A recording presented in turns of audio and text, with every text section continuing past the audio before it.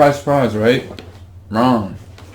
Since the moment I finished my first cross-country race, I'd say it was always in my mind that I wanted to do a marathon, but it's easy to establish that idea rather than actually doing it. So this is kind of me putting it out there, you know? I feel like it's way easier to commit to something as big as that when you have something to hold you accountable, like a video, or maybe the people that might see this video. So I might say, Jake, you know, what are you gonna do to make sure you do this, you know? You just said it's easier to say it than do it, so what the hell are you gonna do? And to be honest, I don't know, you know? But this day and age, we have the resources to learn and educate ourselves and plan for these type of things, so that's essentially what I'm gonna do, you know? I mean, I've been running my whole life, so hopefully I can use that experience and apply it to something that could potentially be very rewarding. So now it's time to do the research. So I live in the Midwest, which means that the closest marathon would be the Chicago Marathon. And with the current situations, I don't even know if there's going to be a marathon, but personally I think it's best to be prepared for it to happen rather than say I'm going to do it and then play it out like it could potentially not happen. And it's looking like it's October 11th. This means that we have exactly this many months to prepare. And personally, I think that's plenty of time, honestly.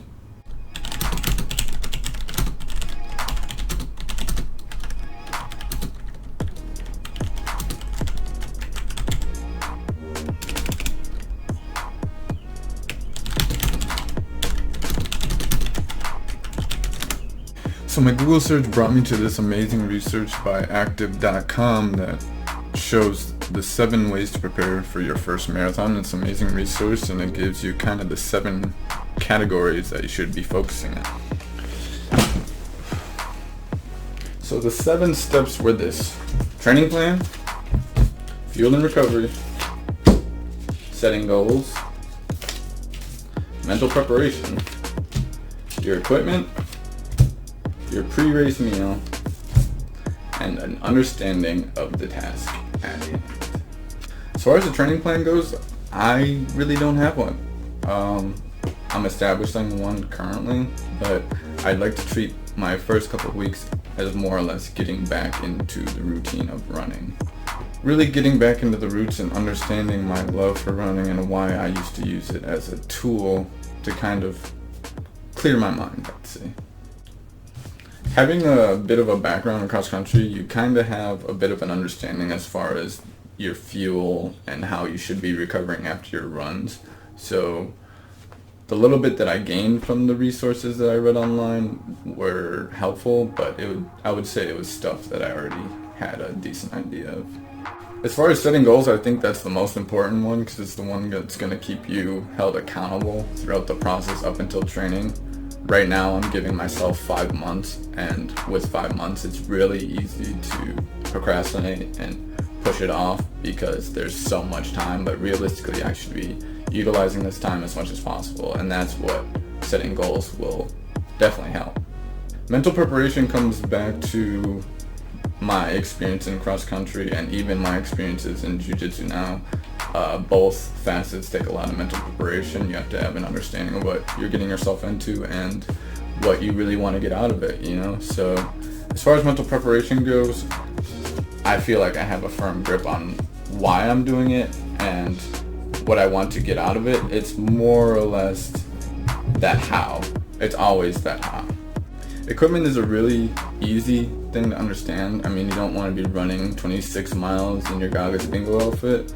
I mean, I got my shoes, I got my water bottle, I have my Airwick clothes. I think I'm ready as far as equipment goes. Pre-race meal is another very big thing that definitely plays into how your performance is going to go. A little bit of a story time here. Back in my high school cross country days, me and my good friend Billy, we were both on the cross country team, and we just had gotten to I think it was our sectionals race, and the host team for the sectionals race actually served free donuts. And that was the first thing that we saw when we got to the race. And our coach told us instantly, he saw our look and he told us instantly, do not eat the donuts because you will pay for it. And us being kids and think we knew everything, we went over to that table and we grabbed as many donuts as we possibly could, and we enjoyed every moment of it. But when it came to the race, both of us cramped. Both of us were in the worst pain of our entire cross-country experience, I would say. And when it came time to finishing, both of us missed the cut for making state.